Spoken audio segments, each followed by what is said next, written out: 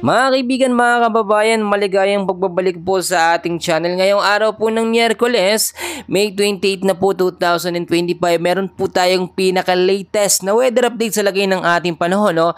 But before that, kung bago ka lang, huwag mo nang kakalimutan na mag-like and subscribe. Maraming salamat po. Mga kaibigan, meron tayong minomonitor na ngayon na low pressure area. Nasa labas po ito ng ating Philippine Area of Responsibility. Pero nakakaapekto ito sa ilang bahagi ng ating bansa. So pag-aaralan at pag-uusapan natin yan. Sa ngayon mga kaibigan, meron tayong frontal system na nakakaapekto sa ilang bahagi po ng Northern Luzon. Meron din tayong easterlies na nakakaapekto sa ilang bahagi ng ating bansa at itong low pressure area. Papaunawa ko lang mga kaibigan, pinapangunahan ko na kayo, wala tayong minomonitor na kahit anumang bagyo. Take note, bagyo sa loob at labas ng Philippine Area of Responsibility, pero meron tayong low pressure area. Forecast weather condition muna tayo. Sa area ho ng Batanes, kasama ng Babuyan Islands, meron po tayong maulap na kalangitan dyan na mararanasan with scattered rains and thunderstorm pagdating po sa hapon at sa bandang gabi. Dahil po yan sa frontal system, yung tinatawag din natin na mahinang hanging habagat. It means, malapit na tayo sa transition mga kaibigan ng tag-ulan. Sa tag-init, papunta na tayo sa tag-ulan. Usually, ganyan naman talaga yan. Pagpatak po ng June, dyan nagsisimula. Pero late ngayon yung pagpasok ng bagyo, kaya nga marami nagsasabi wala pa naman tayo nagiging unang bagyo. Ang unang bagyo na posibleng mabuo sa ating bansa ay tatawagin pong bagyong Auring.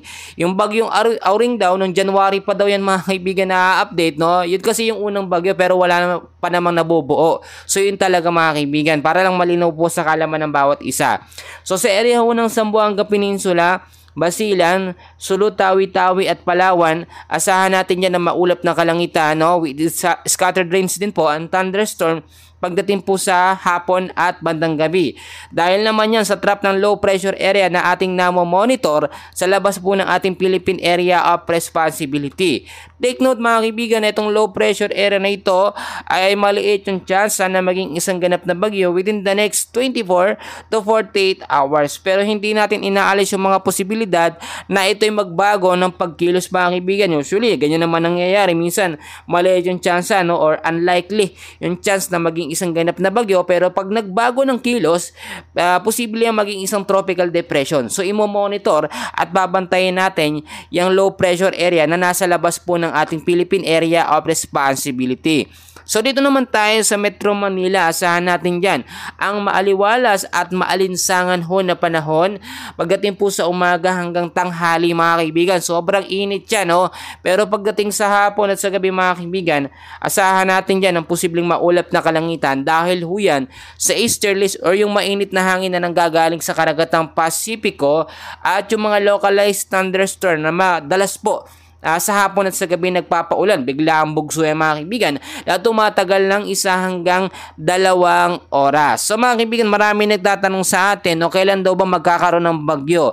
So ayon na rin sa update ng Pag-asa mga kaibigan, bago matapos o matatapos yung buwan ng May o ng Mayo, wala tayong inaasahang papasok na bagyo, mabubuong bagyo sa loob at labas ng ating bansa. Pero take note, pagdating po ng first week ng June mga kaibigan, kalagitnaan ng June, posibleng isa na bagyo ang pumasok sa ating bansa or mabuo. At yan na po yung pagsisimula ng tinatawag natin na rainy season. June yan mga kaibigan, minsan naabot yan hanggang Disyembre. So maging handa na lamang po tayo sa anumang mga posibilidad.